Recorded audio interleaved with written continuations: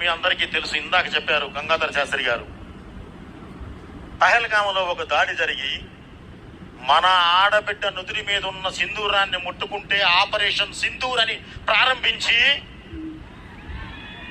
భారతదేశం అంటేనే యుద్ధం అనే మాటగా, యుద్ధం అనేది అసలు మాట వచ్చిందే, సృష్టించిందే భారతదేశం.